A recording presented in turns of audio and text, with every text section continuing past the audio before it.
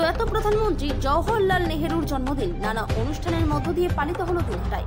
শুক্রবার দিনহাটার গোধূলিবাজার এলাকায় Shamrock floret ইংরেজি মাধ্যম স্কুল, বড় আটিয়াবাড়ি ঝুড়িপাড়া এলাকার দিনহাটার শিশু উদ্যান ছাড়াও গোসানি মারির আদ্দামা ট্রাস্টের পক্ষ থেকে দিনটি নানা অনুষ্ঠানের মধ্য দিয়ে পালন করা হয়।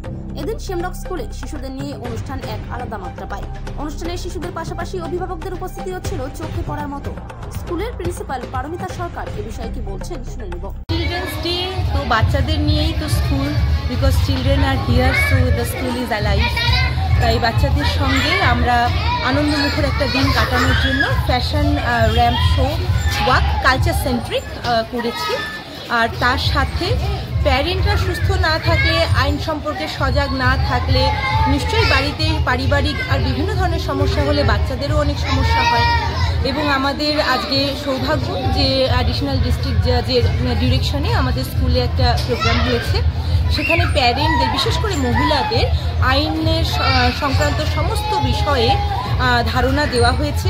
আর সবথেকে বড় কথা, আজকের দিনে যে সোশ্যাল মিডিয়া মানুষকে বিভ্রান্ত করছে অথবা মানুষ লুকিয়ে যাচ্ছে বিভ্রান্ত হওয়ার ভয়ে, তার ফলে সোশ্যাল মিডিয়ার ভালো দিকগুলোও পেতে পারছে না, অনলাইন লার্নিংটাকে বাচ্চারা নিতে পারছে না। আবার অনেকে সোশ্যাল মিডিয়ায় এত ঝুঁকে যাচ্ছে যে পার্সোনাল ইনফরমেশন শেয়ার হয়ে যাচ্ছে। এই সমস্ত নিয়ে একটা আলোচনা সভা ছিল। সবথেকে বড় কথা যে আমাদের যে অ্যাডভোকেট প্যানেলরা এসেছিলেন তারা কিন্তু এনশিওর করেছেন যে কোনো সময়ে যে কোনো মহিলা বা পুরুষের যে কোনো অসুবিধাতে তারা উপস্থিত থাকবেন এবং তারা free of cost advocate provide করবেন। আমার স্কুলেও আমি গার্জিয়ানদের তাই বললাম যে যদি কোনো অসুবিধা হয় আমার সাথে কথা বলতে, আমি কানেক্ট করাবো।